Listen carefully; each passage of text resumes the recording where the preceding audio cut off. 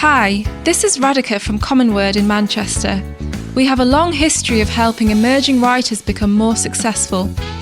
In our new podcast, Black Writers After Hours, I'll be interviewing emerging and established global majority writers from the Northwest, each with a unique journey to success. You can expect episodes on overcoming imposter syndrome, mental health, playing with joy, and climate writing. Plus, every episode there will be a writing prompt to stimulate your creative practice. Search for Black Writers After Hours wherever you get your podcasts. Welcome to The Writing Life, the podcast for anyone who writes. I'm Steph McKenna, Senior Communications and Marketing Manager. And I'm Holly Ainley, Head of Programmes and Creative Engagement here at NCW. And we're coming to you from Dragon Hall in Norwich, UNESCO City of Literature. In today's episode, Holly is joined by Colchester-based playwright and HighTide Peggy Ramsay Foundation writer-in-residence, Nicola Werenowska, and Norwich-based folk musician, Georgia Shackleton, to discuss writing for performance. Nicola and Georgia were part of the writing team commissioned by HighTide, which is a Suffolk-based theatre company, to develop the 2023 touring show Ghost Stories by Candlelight, which we were lucky enough to host at Dragon Hall last autumn. Ghost Stories by Candlelight brought together stories, music, and song to tell a set of chilling contemporary ghost stories that celebrate the people, landscape, and fragile natural world of East Anglia. It was such a brilliant show that our audience loved. And I'm very excited to announce that we've just confirmed a return visit. HighTide will be back in Dragon Hall this autumn as part of a new tour, and you'll see details on our website later this year. I was disappointed to miss Ghost Stories by Candlelight and HighTide's performance last year, so I'm very, very happy that they'll be returning to us this autumn. So in this episode, Holly, Nicola and Georgia discuss the process of writing collectively for performance and the particular characteristics of ghost stories. They also touch on the representation of different voices and identities in the performance world and the importance of place in their writing. So let's hand over to Holly in conversation with Nicola Werenowska and Georgia Shackleton. Nikki Werenowska and Georgia Shackleton, welcome to the Writing Life podcast. Thank you so much for being here today. Thanks for having us. Yeah, it's lovely to be here. I've been really looking forward to this chat about writing for performance. I think it'd be great to get into today, and also to finding out just generally more about your creative practice and your careers. I'm conscious that a lot of people listening today might be budding playwrights or lyricists themselves. So I'm also going to try and imagine some of their questions and to voice them as we go along too. Nikki, I wonder if we can start with you. Quite a broad question to begin. What is it that first drew you to playwriting? And perhaps secondary to that, how you then broke into it? I've wanted to be a writer for as long as I can remember, well, from when I was about 7. Just this, love of storytelling. And I think it's part of the fabric of who I am. Yeah, I just love creating stories, but I didn't start professionally playwriting until I was in my early 30s.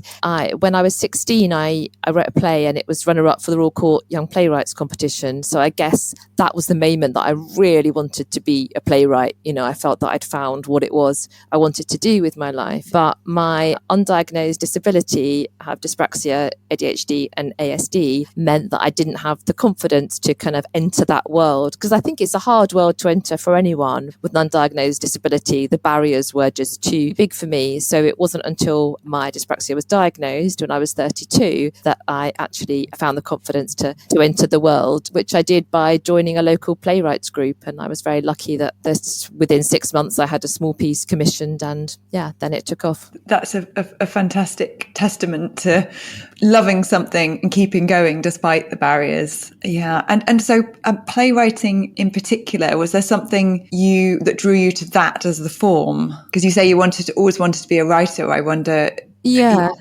Well, did you try other forms as well? Yeah, I mean, so I was 7 when I started writing stories, and I think I didn't know that somebody could be a playwright even, and so it probably started with stories, and then by the time I was sort of 13, 14, I just love writing dialogue. I mean, that's that I'm not very good at descriptive writing or prose, but with me it always starts with the dialogue, and I think if you want to be a playwright, dialogue is really the central thing. Obviously, of course, big exception for people who want to write physical theatre or devise, but in general, I think an ability to write dialogue, and I think that's something that I don't know. Obviously, you can teach it and you can improve your dialogue, but I think it's a basic sort of quality or skill that some people have and some people perhaps don't have. Yeah, that's really interesting, and thinking about. Yeah, dialogue, as you say, is a really, really key to playwriting.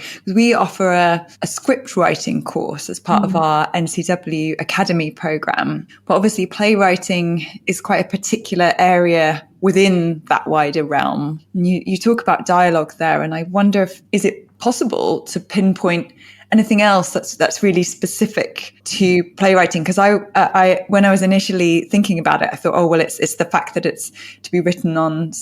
To be performed, on stage, but actually it can be on the radio as well, can't it? So is there anything else beside dialogue that really kind of says you have to be good at this? This is the the key. I think that I'm sure there are other things as well, but I think well people talk a lot about theatricality, and when I started writing plays, I didn't really understand what that was. I don't think, and people used to say to me, "Well, it's too televisual," so I'd write in a more so I'd write dialogue, but in a more episodic way.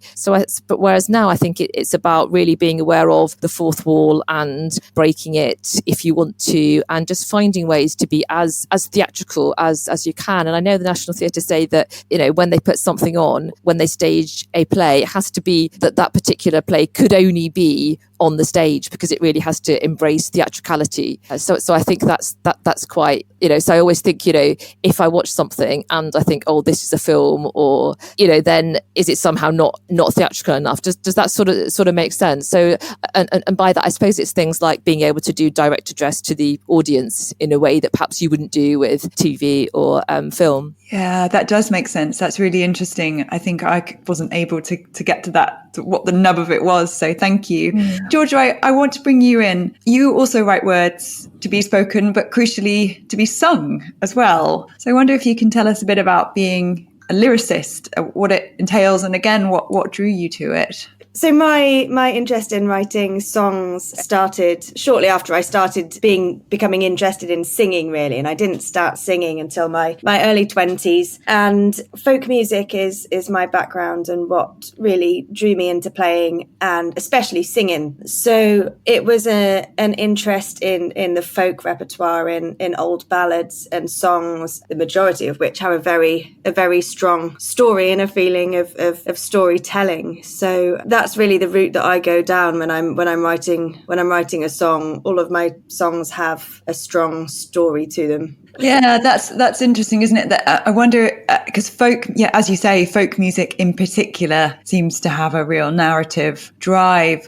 Do you think we see that reflected in? I'm thinking about pop music and lyrics there. Not to kind of say one is better than the other, but I suppose it's a very particular form of lyric writing for folk music. Yeah, but there are so many ways that you can approach lyric writing, of course, spanning all genres. And even in the folk world, I don't think it doesn't necessarily have to take the form of a story. There are so many different ways that you can approach it, and people in the folk world as well do, from more of a, I don't know, I suppose techniques that you might use in writing a popular song. So I don't know, you might start with the melody first and think that and start from that perspective. That's something that sometimes I do, but generally I will start with a thread of a story and build from that.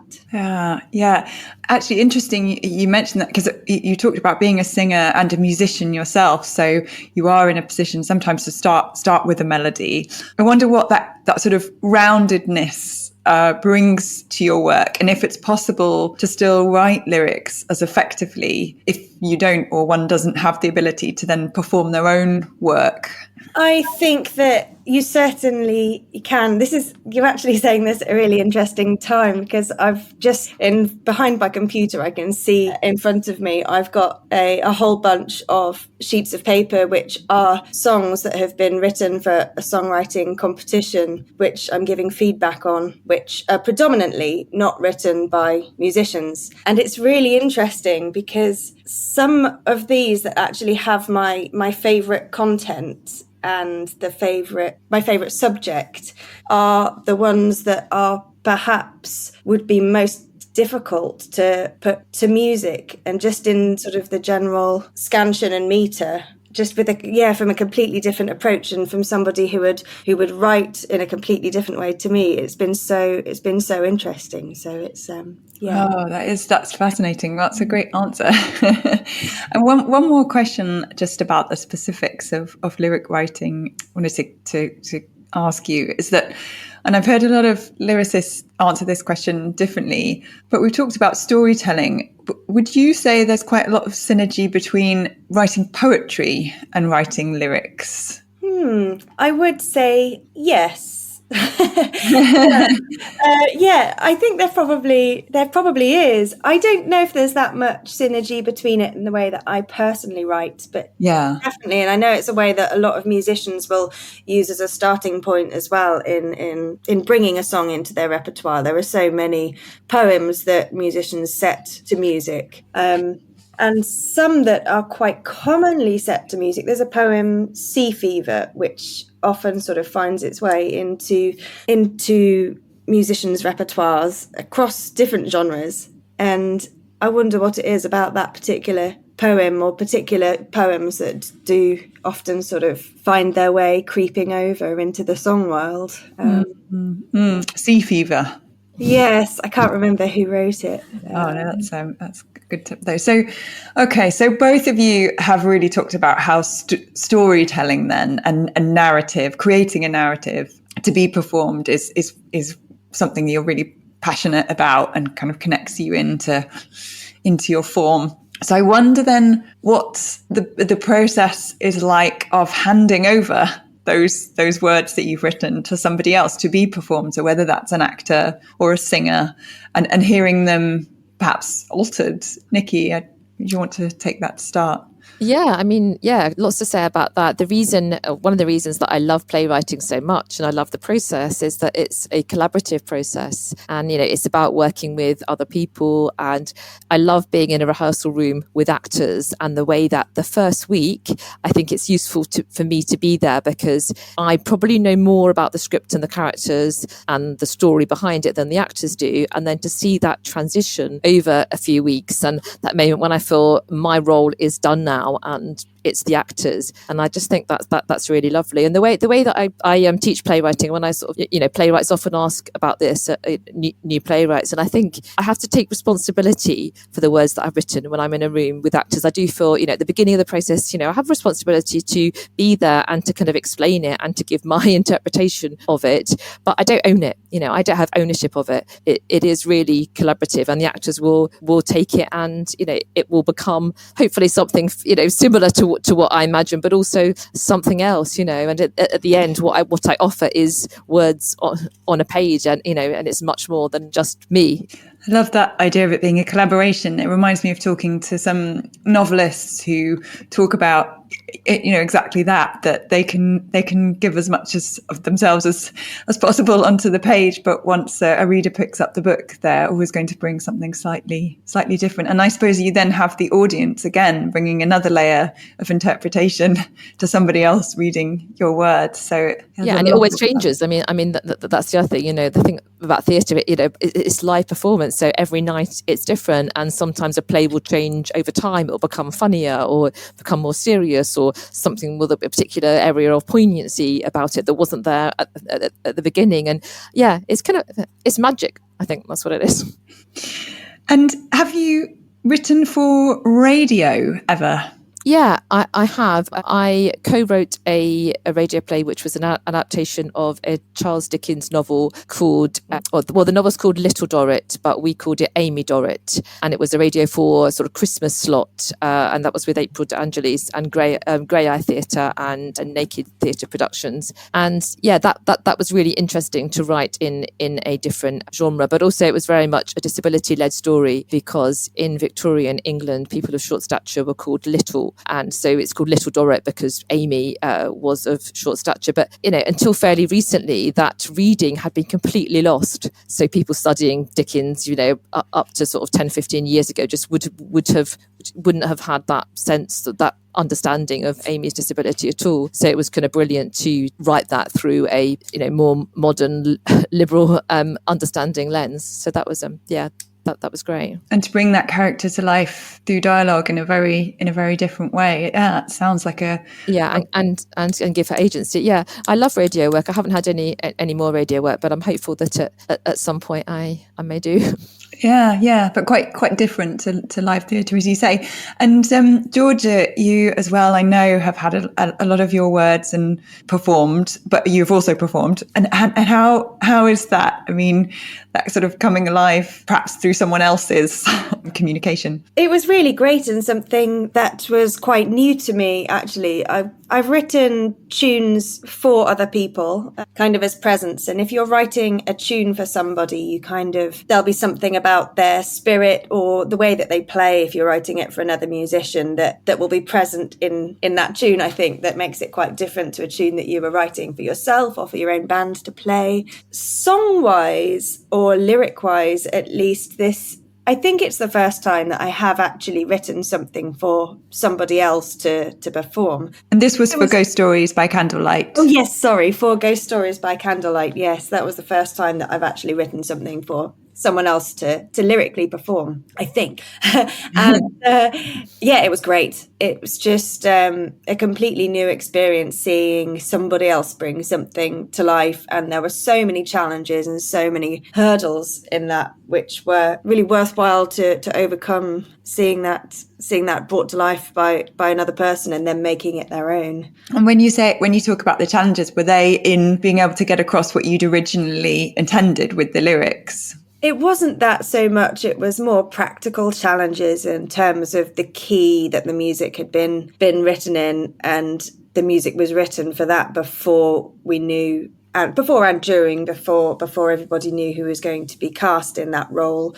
And you would think that the key of the music is quite an easy thing to change, because maybe you'll just bring it down a couple of semitones to suit that person's voice. But you do choose a particular key to write something because it completely suits the flavour of that piece and what you're writing. And then it can, if you change the key of one section, it means that, then if I bring the next section down by 2 semitones as well, that just actually sounds more celebratory, but in reality it wants to sound darker or more brooding. And that was really interesting. Not really something that I've experienced before. Not just the words, but the whole sort of experience. Yes, yeah. Oh, so we're talking about Ghost Stories by Candlelight, and I'm really keen to delve into that a bit more, because it was such an atmospheric production. Really came alive here at Dragon Hall underneath the oak beams by Candlelight. So, Ghost Stories. Is there something particular that you felt? I mean, I guess, Nikki, to start with, writing a ghost story, there's lots of kind of obvious tropes, aren't there, that we know. Did you sort of feel obliged to stick to those, or how did you go about it? Well, I've talked a bit already about collaboration just with being a writer with other actors and director, but this time it was very much a collaborative writer process, and it was lovely. So the two other writers, Georgia and myself, had a 2 days research and development on the project before we started writing. That was for us really to work out what the rules would be and to work out how the pieces would connect with each other. And we talked about what makes a really good ghost story, and Claire Slater, who's the brilliant artistic director of HighTide. She could have brought candles along, and we talked about our own experiences of ghost stories or of ghosts, told each other stories. We got out the map of East Anglia and worked out who would represent which area, because we wanted to be representative of the whole region. Georgia played some fantastic music to inspire us. And so that was really how it started. And it's just a wonderful way of working. I have worked in the past on kind of multi-authored shows, but I haven't worked on any that have been so collaborative as this one, both in the way that the pieces connected with each other or ended up connecting with each other, because they kind of covers that there are themes in each piece which seem to connect, and that was actually unintentional, but I think it came out because we all went through the same creative process to kickstart our writing. Was that the same feeling for you, Georgia, that really enjoying the collaborativeness? Yes. Oh. Yeah, it was so lovely. And those R&D days at the beginning, it was really, well, it was just really nice to get to know this group of people who are kind of all in it together from the beginning, and clearly all very passionate about the project. And it was also very clear from that first day of getting together that everybody was going to come at this from a completely different angle. That was really exciting. I was thinking in my head, how on earth is this going to work? And it was really, really, really great. It was great fun. And how did you personally, both of you, come to be involved? Was it an application process, or were you sort of how were you selected? So for me, last year I was a playwright in residence with HighTide Theatre, and so that kind of came as a result of that, really. And I think the two other, I think Claire was just looking to find different writers across the region.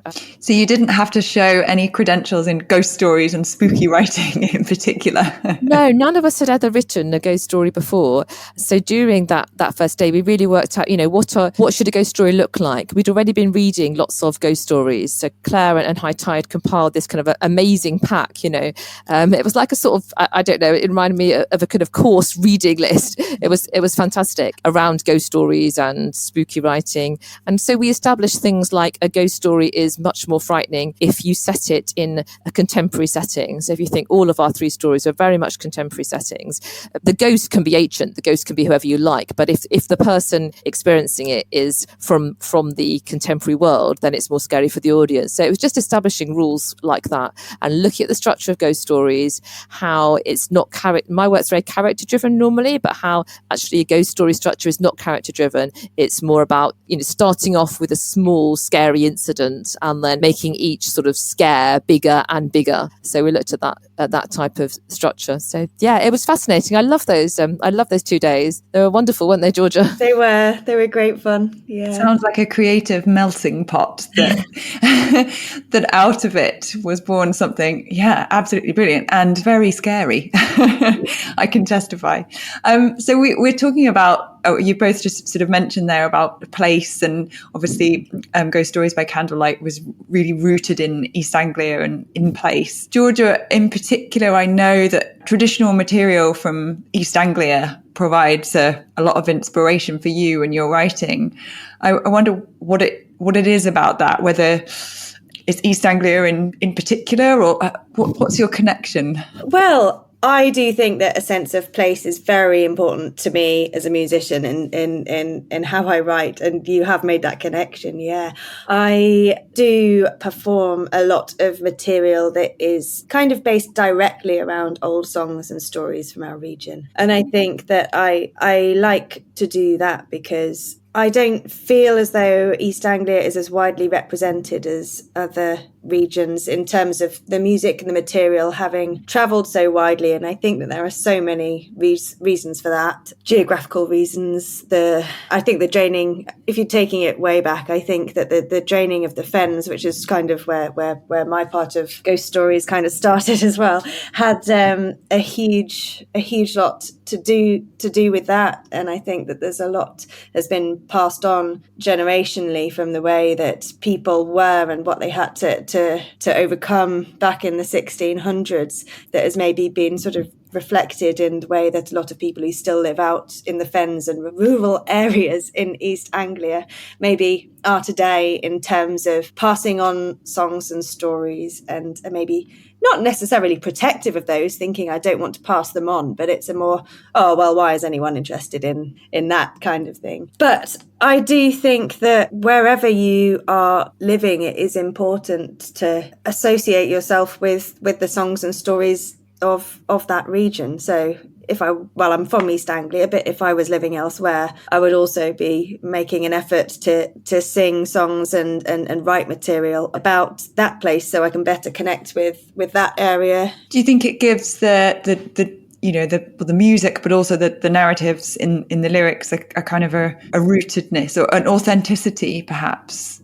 Yeah, I suppose it does. And I don't always write about East Anglia or material that is inspired by this region, but I think that it is always in the back of my mind, and something that sort of roots and grounds me in my writing. Yeah, thinking about that connection between place and the ghost stories. And East Anglia is really sort of famous for ghost stories and myths and legends. So I suppose there's a really rich resources already at your fingertips for working with. Yeah, I certainly know that I found it quite difficult to not reference a lot of those in my song story for Ghost Stories by Candlelight. In fact, I think in my first draft I did, and Claire Slater was like, you got to rein it in a bit, people aren't going to understand all these references. So yes, certainly had to strip a lot of that out, and because there's so much to choose from in East Anglia.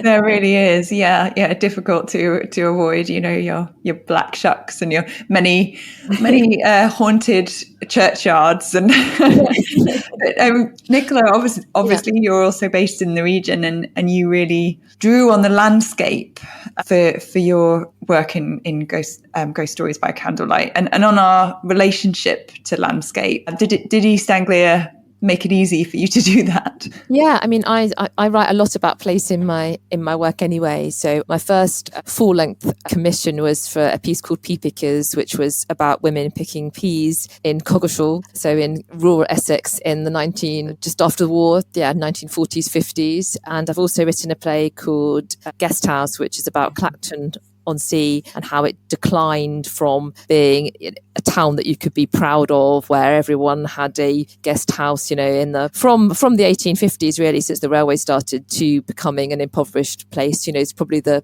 kind of seaside, the ruined seaside town sort of story that, but specific to Clacton and East Anglia. So place is something that is often a really powerful starting point for me. And with Beach Hut, which was my ghost story, although it's set in Lowestoft, I confess I initially set it in Wharton on the Naze, because we used to go to a beach hut there when I was a kid. So I'm from Colchester in Essex. So when I wrote the first draft, that was very much in my mind. And then we decided to move it because we just wanted to represent different locations across the region and to be representative, because Kelly, one of the other writers, her story, she has an Essex story, an Essex setting. So that was then really interesting for me to then kind of research Lowestoft and go there and look at the kind of beach huts there. That's interesting. It's making me think about the challenge that Georgia mentioned earlier of transposing something into a different key. And I guess there's potentially a bit of a parallel there. Transposing something to a different location. It's not just as simple as, okay, we'll change the name. It's a whole other. Yeah, I just had to make sure that it was authentic, and to have those particular beaches and the sort of setup in Lowestoft to be really kind of clear about that. So it wasn't a big change in terms of character or structure. It was just making sure that everything made sense. Because I guess there is a kind of universality about the kind of beach hut. All over the UK there are beach huts, but it's really important to get the specific details right. That's actually something else. So you mentioned that, yes, there are, I suppose, ghost stories are very universal. Yes, that some settings can be. But I wondered, in thinking about this, whether you'd consider that there might be a risk to producing very place-specific work, in that it, some broader audiences might not be able to connect to it, or I don't know what you think about that. I think the opposite. I think the more specific, the more universal. So the more specific you go, and the more details you get in creating an authentic world that's based in truth, then the kind of brighter the universal kind of truths that you're trying to tell kind of come out, really. So yeah, I mean that's true for theatre generally. As I'm saying this, I'm thinking, is it the same for ghost stories? Because it always, like I said before, it's a slightly different. Well, it's a very different genre, but I think it is the same because it just makes it more authentic and more believable. I suppose it's just as long as you're kind of making it clear and explaining it and not confusing people. Would you agree, Georgia, in your writing as well? Yeah, I really would. So in the Shackleton trio in my band, we tour all over the place, and we tour fairly regularly over in Denmark, and in Belgium is somewhere that we tend to revisit quite a lot. And quite often friends will ask us, a little bit puzzled, they're like, why do people keep booking you over there when you just sing about Norfolk? But I think that all of it's accessible and it's relatable, and yeah, that the sort of the universal aspect of it that you're talking about, Nikki, it's really interesting. And I think that it connects people because they see similarities in the history of your area or the stories that you're telling, and they can relate to that throughout like whether that's related to their own history or sense of place or something broader than that. But yeah, it connects people and brings them together, I think. Yeah. Oh, thank you. We're talking about representation of location and regional stories here.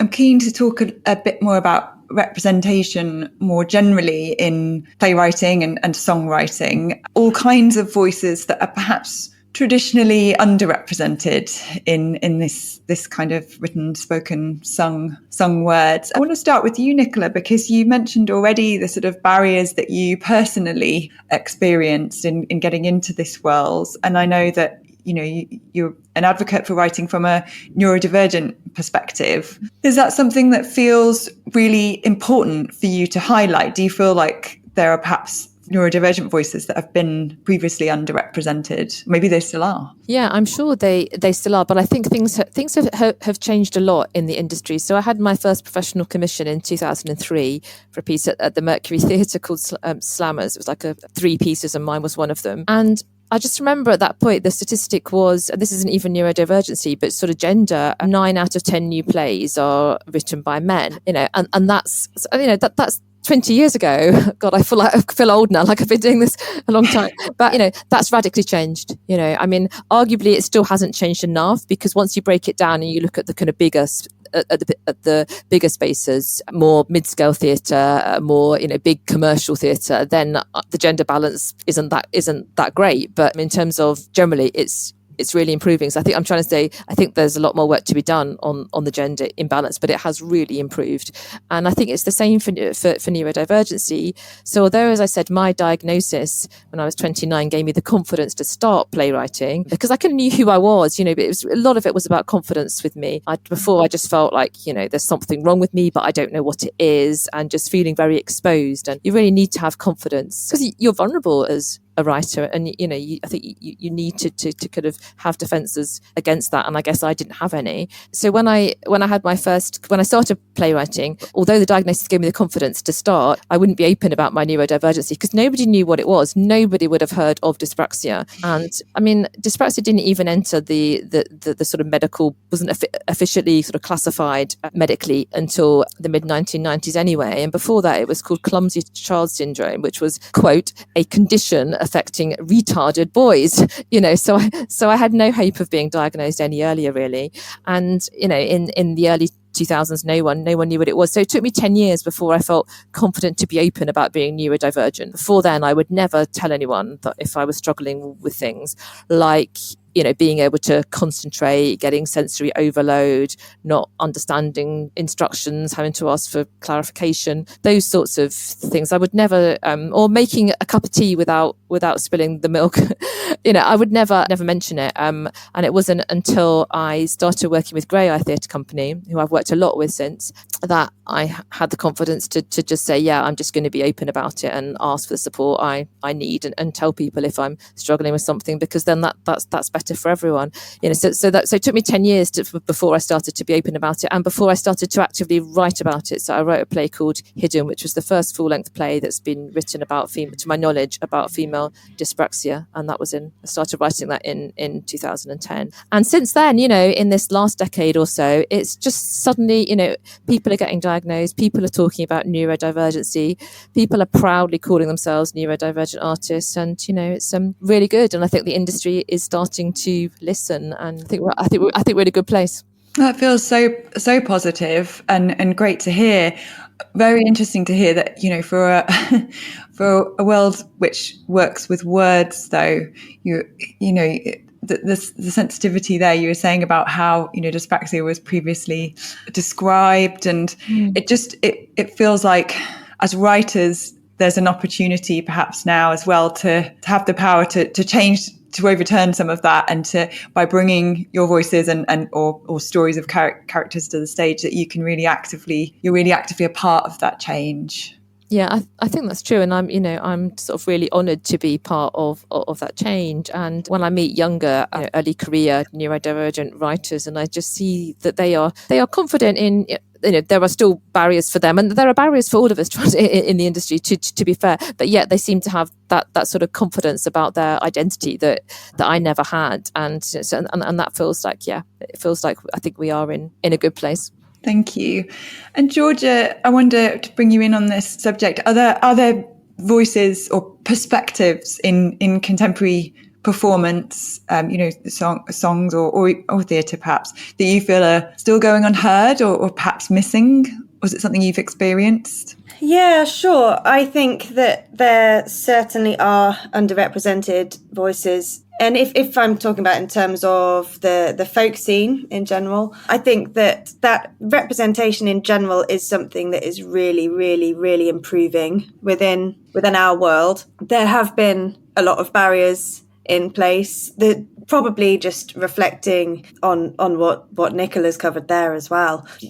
Starting from just a basic gender perspective, there's been a lot of, particularly in the festival booking world, probably only within like the last 5 or 6 years have festivals really been thinking about the balance in gender representation in terms of who they're booking. But unfortunately, you do still hear lots of stories of, let's say you've got an all-female band being rejected a booking because we've already got a female band playing this year. But that is really improving. I think in the folk world, in terms of representation more broadly, a big thing that has to be overcome is where music actually takes place in order to be accessible. Predominantly, people's introduction to it as a teenager, maybe it's in quite beer-fueled environments. It might be if you've come to folk music through folky parents, you perhaps have started in a dance side or something, and then you're going to be going to pub sessions when you're a bit older, maybe, and places that folk clubs might take place if you're going to be performing and cutting your teeth in your late teens, early 20s, to then be going and trying to get festival bookings. These are all in pubs, and not necessarily a place that young people are particularly interested in going now. I certainly was when I was that age. But so it's about creating different routes for people to access the kind of... Definitely. And a lot of people, I think, are becoming more aware of that. And you've got a lot of people doing great work and actually putting music into more accessible and ultimately safe spaces. And making room for everybody. It sounds like there's lots of progress been happening in theatre and in the music world, but still some work to be done. I'm aware that we're coming to close of this conversation, and I thank you so much for sharing, information about your careers and your passions. But before we go, I wanted to ask you both, two things. What your absolute favourite thing is about your craft, so about playwriting and about songwriting, and then also whether there's a particular performance coming up that you're really looking forward to seeing. My favourite thing about my craft, it's interesting. I don't know, but I just know that I have such a thirst for it that I just love creating something. I wish that I could afford to just sit at home every day creating music. And that was actually the bulk of it. You learn so much. I suppose that's why I have such a thirst for it. You're just constantly stumbling across new amazing people and amazing stories when you are creating music and creating songs. And I think that's what I love about that. And then that then folds in, and it's the stages of that, then the collaborative process and working that with the people who you play with, who are your friends as well as your colleagues. And it's just a really, really special thing and a very unique thing that I feel really, really privileged to be able to do, because there's nothing like it. It's great. And Nikki, what about you and playwriting? Yeah, I think I echo just what Georgia says, really. I find it hard to sort of like tie down one particular aspect, but it is the whole, it is the creative process of writing. And, when I'm writing and sometimes it's hard and it doesn't always go well, but when it goes well, it's just so nourishing. Is that the right word? And writing and then, working with a scriptwriter, dramaturg to develop the piece, and then, being with the actors, it's wonderful, really, all of it. An incredibly collaborative process. And what are you looking forward to seeing in the future? Well, this week I'm going to see Romeo and Juliet at the New Wolsey that I'm really looking forward to. So I try and see a lot of work in the region, and I'm really looking forward to seeing Jenny Seeley's one-woman show Self-Raising, which went to Edinburgh, is now on national tour, and I'm seeing that at the Mercury in March. Fantastic. Georgia? I am giving quite a broad answer here, but I'm really looking forward to the summer and festival season, because I think when you are a working musician, it is really tricky to actually make time to see the artists that you want to see. You'll often be out playing at the same time that they are. But throughout festival season, you cross paths with those artists quite a lot, and it's likely that you get to see them. It's great. But also there's just been such a bottleneck, I think, since the pandemic in terms of how far ahead that you have to book, and how far ahead that venues and festivals book, that now we're at a really exciting time, because it's almost that there's double the amount of new artists out there playing on the scene, and so many new names kind of dropping in on festival lineups and things. So in general, I'm looking forward to festival season and just discovering lots of new great music and writers and artists. Thank you so much to both of you again. It's been absolutely fantastic to hear about your experiences and your involvement with HighTide and Ghost Stories by Candlelight, and hopefully lots of food for thought for anybody who's starting out in playwriting or in songwriting. Another big thank you to Nicola Werenowska and Georgia Shackleton for their time. I really hope you enjoyed that conversation as much as I did. If you have any questions or you want to get in touch with us, you can find National Centre for Writing on Twitter and Instagram at Writers Centre. We're on Facebook, and you can sign up to the regular NCW newsletter at nationalcentreforwriting.org.uk. As a UK registered charity, we rely on the generosity of our supporters to make our work possible. If you can, please consider making a donation over on our website by going to the Support Us page. And if you enjoyed what you heard today, please do consider subscribing to the podcast and leaving us a 5-star rating and a positive review, because it helps other listeners and writers to find us. Thanks again. Keep writing, and we'll catch you on the next episode.